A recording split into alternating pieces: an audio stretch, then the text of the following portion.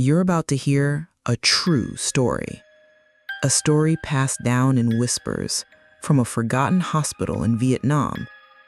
If you're listening to this alone, you might want to leave the light on. Welcome to Don't Sleep. Let's begin. Back in 1986 or 1987, my mother was pregnant with my older brother. She was diagnosed with a high-risk pregnancy and was admitted early to the district hospital so the doctors could monitor her closely. My father was away on a business trip, and none of our relatives lived nearby, so she had to go through it all alone. No family, no caretaker, just her. At the time, Vietnam was still struggling economically. Everyone was busy working the fields from dawn till dusk just to survive. No one had the luxury to take time off and help a pregnant woman in the hospital. The maternity ward of that district hospital was nothing like today's standards. It was a clay-walled structure reinforced with bamboo, what we called a nhà vách vách. Roofed with old tiles, it was considered one of the nicer buildings back then. Most homes in the area were far worse, barely holding up against wind or rain. In that room, besides my mother, there were 4 other pregnant women waiting for their turn with the doctor. My mom was assigned to the bed in the farthest corner.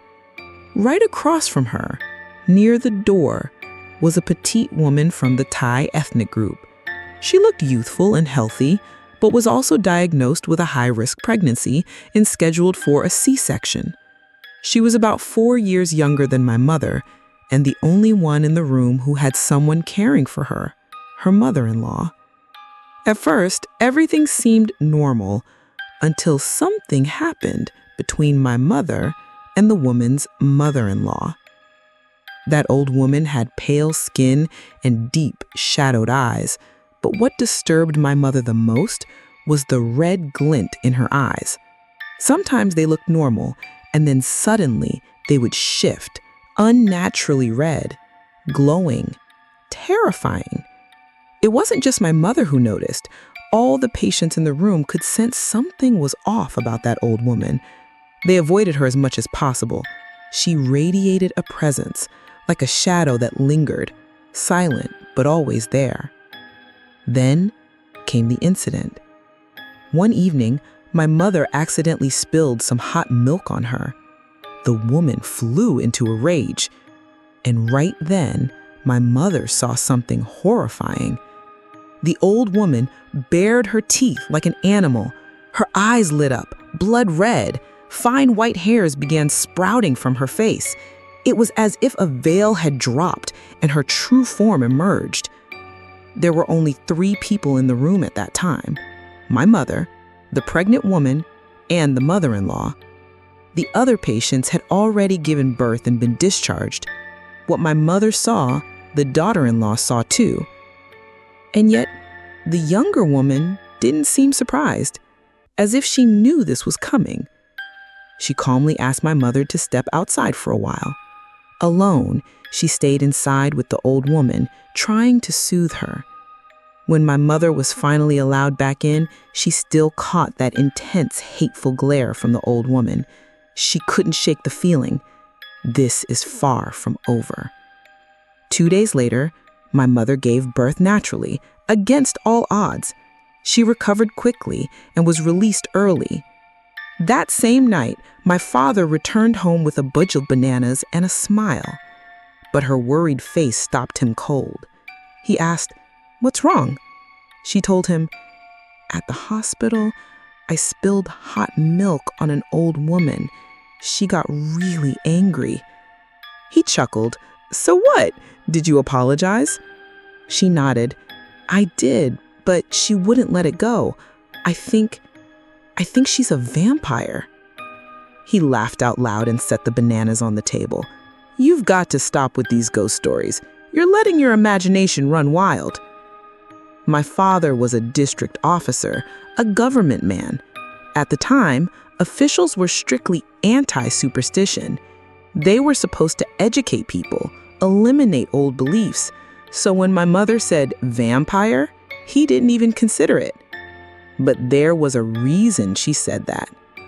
Among the Thai people in our region, there was an old tale.